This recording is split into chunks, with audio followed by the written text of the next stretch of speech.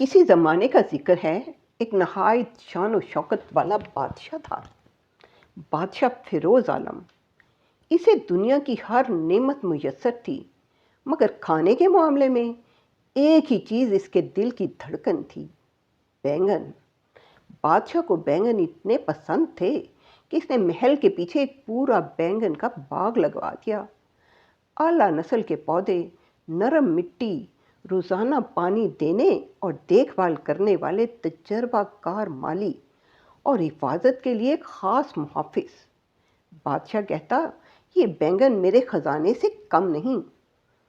एक रोज़ बादशाह ने अपने तमाम वज़रा को दावत पर बुलाया। दस्तरखान सजा तो इस पर कई किस्म के बैंगन के पकवान थे, भुने हुए, भरे हुए और सालन में तले हुए बैंगन। मेहमान खुशबू से ही दीवाने हो गए। वज़ीर एक लुक़मा लेता और वाह वाह किए बगैर ना रहता। सब ने खूब जी भरकर दावत उड़ाई। इस महफिल में एक वज़ीर था, नहायत अक्लमंद, ज़हीन और दूरअंदेश, मगर कभी कभार अपनी बीवी के सामने बेबस हो जाता। नाम था वज़ीर नसीरुद्दीन। दावत से वापसी पर नसीरुद्दीन खुशी खुशी घर गया और अपनी बीवी को दावत की तफसील बताते हुए कहा, बेगम, आज बादशाह ने जो बैंगन खिलाए हैं ना, ज़िंदगी भर याद रहेंगे। तुम भी अच्छे बैंगन बनाती हो, लेकिन वो लाजवाब। बैंगनों की तारीफ सुनकर बेगम की आंखें चमक उठीं। बोली, मुझे भी वही बैंगन खाने हैं, बादशाह के बाग के बैंगन। नसीरुद्दीन ने हंसकर कहा, अभी मैं आपको बाज़ार से बैंगन ला देता हूँ, अपने हाथों से बनाइए, बहुत लजीज बनेंगे। लेकिन बेगम बज़िद रही, मुझे बादशाह के बाग वाले बैंगन ही चाहिए। बेगम वहाँ हर वक्त चौकीदार होता है, ये नामुमकिन है। वज़ीर ने समझाया, आपने कभी मेरी ख्वाहिश का ख्याल नहीं किया। ये कहकर बेगम मुंह फुलाकर एक तरफ बैठ गई। अब वज़ीर के लिए मुसीबत खड़ी हो गई। इधर बेगम नाराज़, उधर मुहाफ़िज़ों का पहरा। करे तो क्या करे। आखिर रात के अंधेरे में बाग जा पहुंचा, मुहाफ़िज़ों से बचते हुए दीवार फलांगी और जल्दी से बैंगन तोड़कर बाहिफाजत वापस आ गया। लो बेगम, जान जोखों में डालकर तुम्हारी ख्वाहिश पूरी कर दी है। बेगम बड़े शौक से जल्दी जल्दी बैंगन पकाने लगी और वज़ीर बेचारा सोच रहा था कि कल जब चोरी का पता चलेगा तो क्या करना चाहिए। जब खाना तैयार हो गया और बेगम खाने ही वाली थी कि इसे ख्याल आया, इतने मज़ेदार बैंगन हैं, मैं अपने बेटे को भी खिलाऊं। बेटा छत पर पढ़ रहा था और होमवर्क करने के बाद छत पर ही सो गया था। बेगम ने वज़ीर से कहा, जाएं ज़रा बच्चे को जगा लाएं। वज़ीर छत पर गया। बच्चा गहरी नींद सो रहा था। वज़ीर ने एक जग में पानी लिया और बच्चे के ऊपर छिड़का और बोला, उठो बेटा, बारिश आ गई है, नीचे चलो। बच्चा चौंक कर उठा। चलते चलते वज़ीर बच्चे पर पानी के छींटे उड़ाता रहा। बच्चा नीचे गया, माँ के साथ मज़े से बैंगन खाए और फिर वापस सो गया। अगले दिन महल में हलचल मच गई। मुहाफ़िज़ों ने बादशाह को इत्तला दी, जहाँ पना, रात आपके बाग में चोरी हुई है।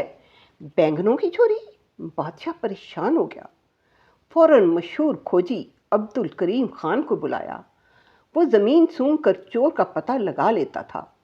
कुछ देर बाद इसने बादशाह को बताया, जहाँ पना, चोर आपका वज़ीर नसीरुद्दीन है।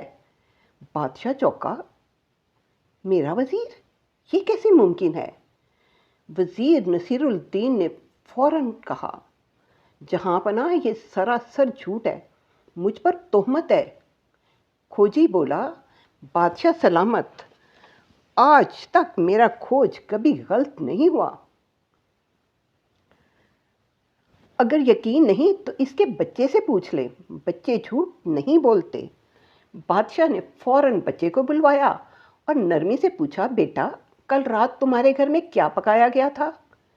बच्चा मासूमियत से बोला, बैंगन थे। जहाँ पना, मैं तो छत पर सो रहा था कि बारिश आ गई। مجھے نیچے لایا گیا، ماں نے روٹی کے ساتھ بینگن دیے، کھانا کھا کر میں دوبارہ سو گیا۔ وزیر نے جلدی سے کہا، جہاں پناہ بچے نے رات کو کوئی خواب دیکھا ہے کہ بینگن کھا رہا ہے۔ رات تو کوئی بارش نہیں ہوئی، موسم صاف تھا۔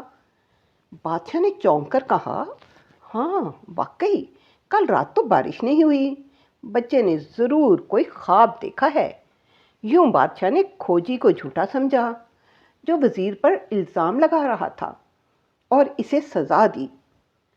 وزیر دل ہی دل میں خوش ہوا کہ اس کی دور اندیشی کام آئی، مگر اس کا ضمیر اسے ملامت کرتا رہا۔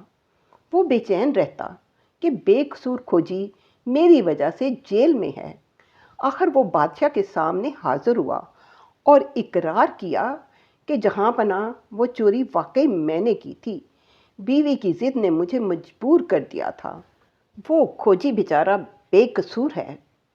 بادشاہ کو پہلے تو بہت غصہ آیا، مگر جب اس کی مجبوری پر غور کیا تو اس کا دل بھر آیا۔ اس سے اپنی مجبوری کا خیال آیا کہ کیسے وہ ملکہ کی ضد کے سامنے بے بس ہو جاتا ہے۔ اس لیے اس نے وزیر کو فوراً معاف کر دیا اور کہا، تم ایک عقل مند اور دور اندیش وزیر ہو، اس لیے میں تمہیں معاف کرتا ہوں۔ اور مالی کو بلا کر حکم دیا کہ وزیر کے گھر ہر ہفتے بینگن بھجوایا کرو۔ یوں ایک بینگن نے سچ، جھوٹ، عقل اور ضمیر سب کا امتحان لے لیا۔ سچ ہے، کبھی کبھی ایک چھوٹی سی ضد بڑے مسئلے میں بدل جاتی ہے، اور سچائی ہمیشہ عزت دلاتی ہے۔